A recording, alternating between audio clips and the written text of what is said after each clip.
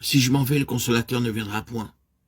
Ceci nous dit clairement que le don de l'Esprit à la Pentecôte, et depuis la Pentecôte, est tout à fait distinct de ce qui avait été accordé auparavant, qu'il s'agit là d'une effusion nouvelle, pouvant se répéter plus souvent. Ce que les disciples connaissaient de Jésus sur la terre leur paraissait si béni et si divin qu'ils ne pouvaient se figurer rien de mieux. Ce n'est donc qu'avec douleur qu'ils pensaient à la possibilité de perdre celui qu'ils savaient être venu de Dieu. Un grand nombre de chrétiens évangéliques doivent aussi renoncer aux idées qu'ils sont faites de Christ, s'ils veulent qu'il se révèle à eux par la puissance du Saint-Esprit. Parce que je vous dis que je m'en vais, la tristesse a rempli votre cœur. Toutefois, je vous dis la vérité. Il vous est avantageux que je m'en aille. Jean 16, 6, 7. On ne peut bien comprendre ces mots qu'en en faisant soi-même l'expérience. Il faut que la connaissance extérieure que nous avons de Christ, ainsi que la vie d'effort et de chute qui l'accompagne, fasse place à la présence même de l'Esprit qui demeure en nous. Voici la règle à suivre pour parvenir au royaume de Dieu. Par la mort à la vie, tout perdre pour tout gagner.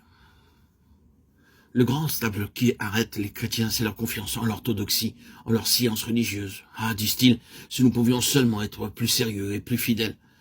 Remarquons que ce n'est pas là la marche que durent suivre les disciples. De nouveaux efforts pour être plus sérieux et plus fidèles au service d'un tel maître ne les eût amenés qu'à de nouvelles chutes. Il fallait qu'eux aussi, les disciples fidèles, en vinssent à abandonner leurs anciennes manières de connaître Christ pour recevoir une vie toute nouvelle de communion avec lui. Alors puissent les chrétiens ouvrir les yeux sur le moyen infaillible de vivre d'une vie sainte, sur la nécessité de posséder au-dedans de l'Esprit de Christ, qui leur révélera, leur assurera la présence du Seigneur et de sa force.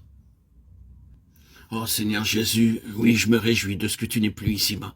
Je te remercie de ce que tu te manifestes à tes disciples par des rapports encore plus réels, plus intimes, plus tendres et plus efficaces que si tu étais sur la terre. Je te rends grâce de ce que ton Saint-Esprit habite en moi, de ce qu'il m'apprend, ce qu'est la communion avec toi, me faisant réaliser ta sainte présence, ô Seigneur. Seigneur, mon Dieu et mon roi, pardonne-moi de n'avoir pas su discerner plus tôt ce don merveilleux de ton amour et de l'amour du Père, de ne t'en avoir pas aimé et loué autant que j'aurais dû le faire. Apprends-moi à compter sur toi avec une foi qui sache recevoir de jour en jour l'onction sans cesse renouvelée que tu nous envoies par l'Esprit. Daigne aussi, Seigneur, exaucer ma prière pour tous ceux de tes rachetés qui ne savent pas encore abandonner toute intervention de la chair et recevoir en échange la vie de puissance qui vient de l'Esprit. Veuille réveiller l'Église, veuille faire comprendre à chacun de ses membres qu'il trouvera le sceau de son élection, le secret de jouir de ta présence et la force de répondre à sa vocation, dans la conviction que l'Esprit demeure en lui et que par là, son Sauveur est réellement son guide et son ami. Accorde-nous cette grâce, Seigneur, pour l'amour de ton saint et précieux nom. Jésus-Christ, Yeshua, Melech HaMashiach, Roi, Messie, Dieu vivant. Amen.